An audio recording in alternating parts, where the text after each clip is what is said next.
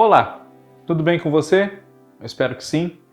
Eu sou o Fábio Costa e esse é mais um TBT da TV, no nosso canal do Observatório da TV no YouTube, o último TBT da TV de 2021. Mas em 2022 tem mais, aguardem! Nós vamos relembrar nesse programa uma novela que o SBT lançou há 25 anos, mais precisamente no dia 9 de dezembro de 1996. É uma novela chamada Dona Anja. Antes de nós falarmos sobre a Dona Anja, eu quero convidar você, como convido sempre. Se não for inscrito aqui no nosso canal, inscreva-se, clique no sininho para ativar as notificações. Sempre que tiver um vídeo novo, você vai ser avisado. Compartilhe os nossos vídeos com aquelas pessoas que você acha que também podem gostar dos temas que a gente trata aqui e sugira temas para os próximos vídeos nos comentários aqui embaixo, certo? Agradeço sempre bastante a todos vocês. Nós já somos mais de 37 mil inscritos aqui, o canal tem crescido bastante e ter vocês aqui com a gente é sempre um estímulo para mais dedicação e mais carinho aqui com os conteúdos que eu trago, a Kaká Novelas, o Cadu Safner, o Cristiano Blota, todos nós do Observatório da TV com muito carinho. Dona Anja é uma novela baseada num romance do mesmo nome, escrito por Josué Guimarães e lançado nos anos 70. Quem adaptou esse romance para a televisão foram os autores Ioia Ursch, acho que é assim que se pronuncia o nome dela, né? Cristiane Friedman, então iniciando a sua carreira, ela que depois faria muitos sucessos como Bicho do Mato, Chamas da Vida, Vidas em Jogo na Record TV, foi autora também de algumas temporadas de Malhação na TV Globo, e Roberto Thalma. Roberto Thalma também assinava essa novela, é o pai do projeto, dirigiu também essa novela junto com José Paulo Vallone, com Luiz Antônio Piá e com Caco Coelho. Roberto Thalma produziu essa novela Dona Anja para o SBT numa época em que ele estava afastado da TV Globo e desenvolvendo trabalhos independentes que foram exibidos na ocasião todos pelo SBT. Além de Colégio Brasil, ele também fez na mesma época, além de Colégio Brasil não, além de Dona Anja, ele também fez na mesma época Colégio Brasil, foi exibida no decorrer de 1996, e O Direito de Nascer, que foi gravada depois de Dona Anja e exibida somente em 2001. Temos um TBT da TV sobre O Direito de Nascer, se você não assistiu, procure aqui, tá fácil de encontrar na playlist. É uma novela da qual eu gosto muito. Essa história de Dona Anja se passava numa cidade fictícia do sul do Brasil chamada Rosário, entre os anos de 70 e 77, 78 mais ou menos, né? Numa época em que nós aqui no Brasil vivíamos a ditadura, né? O regime militar estava em curso desde 1964 e a história teve cenas gravadas numa cidade do Rio Grande do Sul chamada Camaquã. Mas a cidade que fazia as vezes da Rosário da novela em passagens externas, na maioria das cenas foi uma cidade aqui próxima de São Paulo, Santana de Parnaíba. Eram lá que eram feitas as cenas externas, em muitos casos, de Dona Anja. Essa personagem título da história, a Dona Anja, era interpretada pela Lucélia Santos, que na época havia feito uma novela no SBT chamada Sangue do Meu Sangue, que foi exibida entre 1995 e 1996, o começo do ano. E, na verdade, o nome dela não era Anja, era Angélica. Anja era um apelido, né? E ela chega a Rosário revolucionando os costumes, causando muita polêmica entre a população dessa cidade, porque tinha um comportamento muito liberal, inclusive no que toca à sua vida sexual. Ela vinha para Rosário para se casar com a figura mais influente, mais importante de toda a região, que era o coronel Quineu Castilhos, interpretado pelo saudoso já Jonas Mello. E embora eles tivessem uma grande diferença de idade, se amavam muito, eram muito apaixonados. Quineu e Anja, e tinham um apetite sexual voraz, ela principalmente.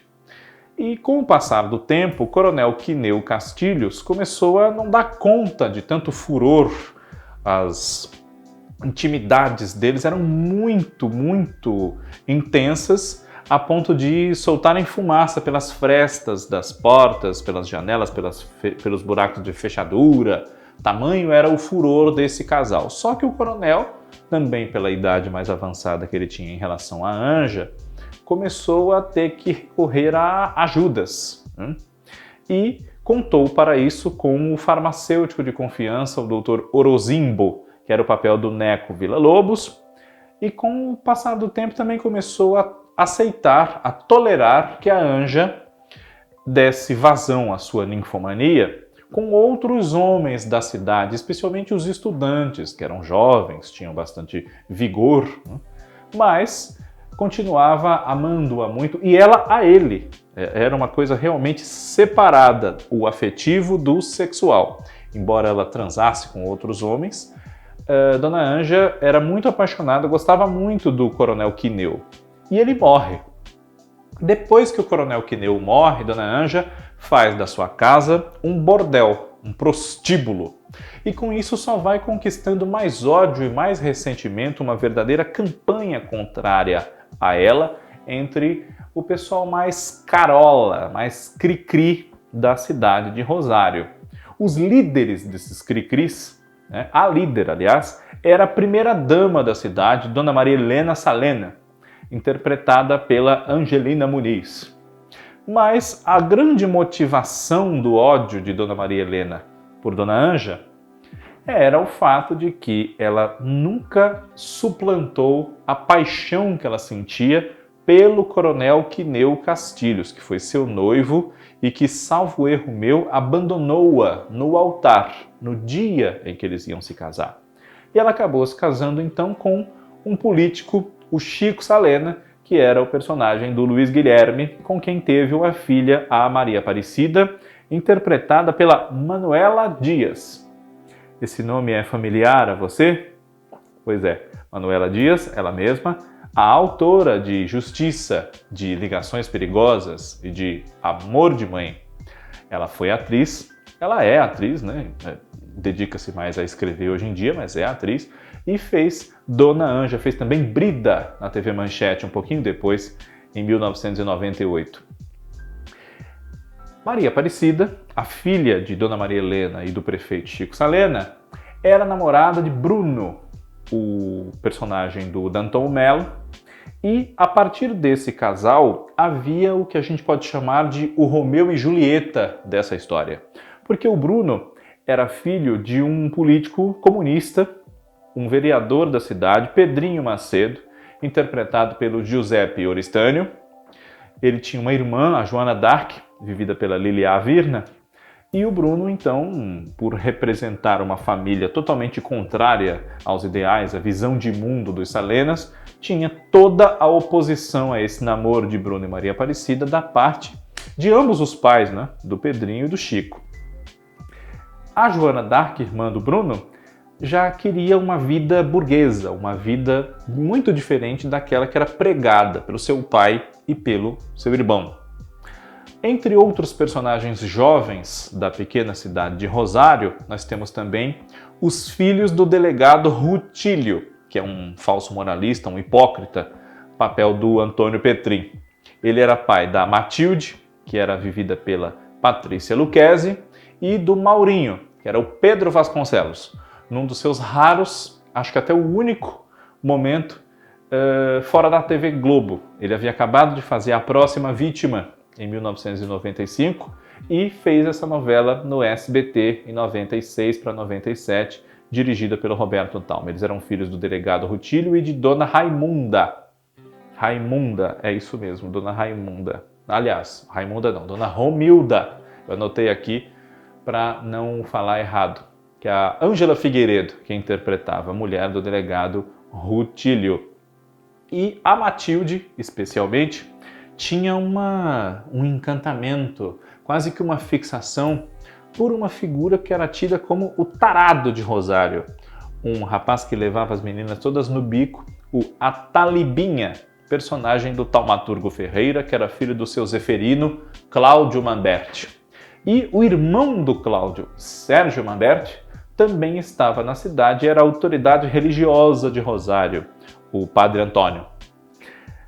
Junto com o prefeito Chico Salena, que roubava os contribuintes e tinha uma postura de bom administrador que não era, havia o vereador e amigo dele, mas que no fundo queria mesmo era ser prefeito um dia, o Comerlato, interpretado pelo Jandir Ferrari, que era casado com a personagem da Vera Zimmermann, que se chamava Dona Adelaide. Esses casais todos, especialmente os casais oficialmente casados e um pouco mais maduros, já pais e mães de família, eles eram, em geral, bastante hipócritas mesmo. Faziam uma coisa e pregavam outra. Em Rosário, os casais basicamente todos se traíam. Os homens tinham amantes, as mulheres tinham amantes, mas fingiam que não sabiam e tudo andava muito bem. A sexualidade dessa cidade era muito aflorada e essa era uma proposta do Roberto Talma na adaptação de Dona Anja para a TV. Uma das questões tratadas na novela, até pela época em que ela era ambientada, era a discussão sobre a validade da figura legal do divórcio, que não existia até a década de 70.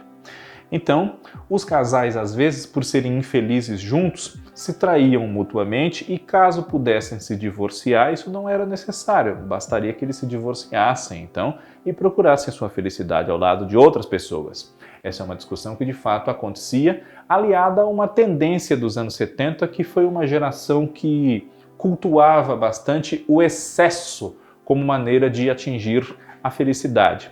Então, em Dona Anja havia a questão do erotismo, contextualizada pela discussão do divórcio, pelo culto ao excesso. Havia também as questões políticas dos anos 70, que ainda era uma época de ditadura, como nós recordamos aqui há pouco. E isso fazia com que, a partir daquela pequena cidade no sul do Brasil, fossem discutidos temas importantes para a sociedade brasileira, não só dos anos 70, época da ambientação da história, mas também dos anos 90. Né? Como a sociedade evoluiu ou não naqueles 20, 25 anos decorridos entre ambientação e exibição, ali o tempo atual da telenovela. Essa história, Dona Anja, teria sido protagonizada por Bete Faria, segundo o diretor Roberto Talma desejava. Mas não foi possível, porque quando ele foi fechar o elenco, enfim, Bete Faria acabou acertando com a TV Globo a sua participação naquela que seria a próxima novela das 8 e que foi mesmo, A Indomada, de Agnaldo Silva e Ricardo Linhares. Então, ela que na época estava fora da emissora, havia feito inclusive 2 novelas exibidas na TV Bandeirantes, A Idade da Loba e O Campeão, entre 95 e 96 mesmo, nessa mesma época, acertou a volta à Globo e não foi possível contar com ela. Então o diretor escolheu para o papel principal Lucélia Santos, que era magra, como ainda é, e passou por efeitos de caracterização e até de computador para, no decorrer da história, aparentar que tinha mais de 100 quilos no seu peso, porque ela gostava de tudo muito, né? Muito sexo, e muito amor, e muita comida, e muita bebida, e muitos bombons. Ela gostava muito de bombons de chocolate, comia vários. Então a Dona Anja foi engordando muito. E aí Lucélia apareceu caracterizada como essa Dona Anja que engordou bastante, estava com mais de 100 quilos, depois que a narrativa se desenvolveu mais na novela. No elenco dessa história havia também a Sofia Papo, que interpretava Yara, uma ex-prostituta que, por conta desse passado que ela renegava, tornou-se o total antônimo, total oposto. Uma super moralistona, aliada dos ideais que movimentavam Rosário a partir da Dona Maria Helena, vingativa e ressentida e infeliz. E é uma novela interessante de ser analisada dentro da dramaturgia do SBT, justamente porque ela destoava muito com essa história e com esse teor erótico. Nunca foi reprisada, foi uma novela que tinha a intenção de atingir cerca de 10 ou 15 pontos de audiência, não conseguiu.